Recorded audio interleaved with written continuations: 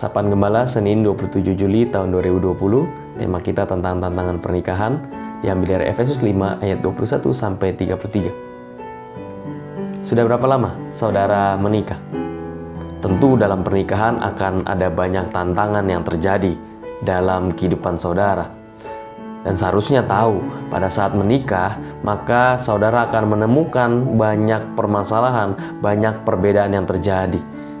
Lalu kalau kita tanya, apa yang harus kita lakukan pada saat kita menemui tantangan-tantangan tersebut? Ada tantangan dari dalam dan juga tantangan dari luar. Tantangan dari dalam mungkin juga bersama dengan pasangan kita.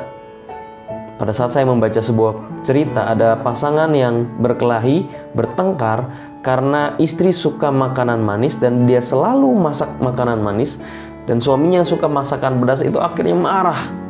Atau juga suami yang akhirnya harus berpisah.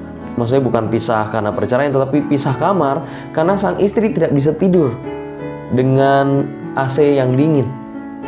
Kelihatan sepele, tetapi ini tantangan-tantangan yang bisa terjadi, baik dari yang kelihatannya sepele sampai tantangan yang terbesar. Atau juga mertua yang ikut campur dalam hubungan pernikahan anaknya.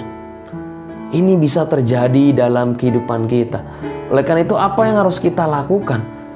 Terkhususnya juga pada saat kita menghadapi tantangan dari luar, permasalahan perselingkuhan, sex affair, atau juga permasalahan ekonomi, suami atau istri yang bermain judi. Pada saat kita menghadapi tantangan-tantangan itu yang memerlukan tenaga dan daya ekstra untuk dapat menghadapinya, apa yang harus kita lakukan sebagai pasangan, sebagai suami dan istri? Kalau kita membaca di dalam Efesus 5 ayat 21 sampai 33, kita kembali diingatkan, ini adalah dasar pasangan untuk hidup dalam pernikahan. Bahkan kalau ayat 33 melalui ayat ini dikatakan, kasihilah istrimu seperti dirimu sendiri, dan istri hendaklah menghormati suaminya. Kalimat ini bukan kalimat tuntutan. Kalimat ini adalah sebuah kalimat timbal balik.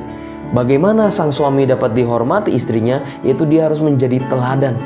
Dia harus memberikan yang terbaik. Dia harus mengasihi istrinya seperti dia mengasihi dirinya sendiri. Nah, pada saat kita menghadapi tantangan-tantangan yang terjadi, jika hal-hal mendasar yang kita baca dalam Efesus 5 ayat 21 sampai dengan 33, seharusnya tantangan-tantangan tersebut bisa diatasi, bisa ditemukan jalan keluarnya. Dan karena kita yakin bahwa pada saat kita berprinsip di dalam Kristus, maka tiada yang mustahil bagi Tuhan.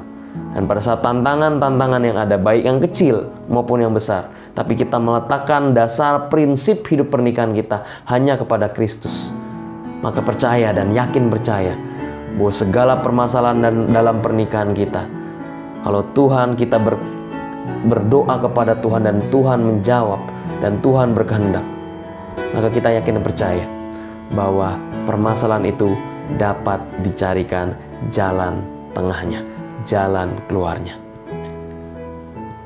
Serahkanlah segala kekhawatiran kita, hubungan permasalahan pernikahan kita kepada Tuhan. Dan lihatlah tantangan ini bukan sebagai permasalahan, tapi ini tantangan sebagai peluang kita untuk semakin hidup dekat bersama dengan Tuhan, dan semakin kita bisa mencintai dan mengenal pasangan kita dengan lebih baik. Tuhan memberkati kita.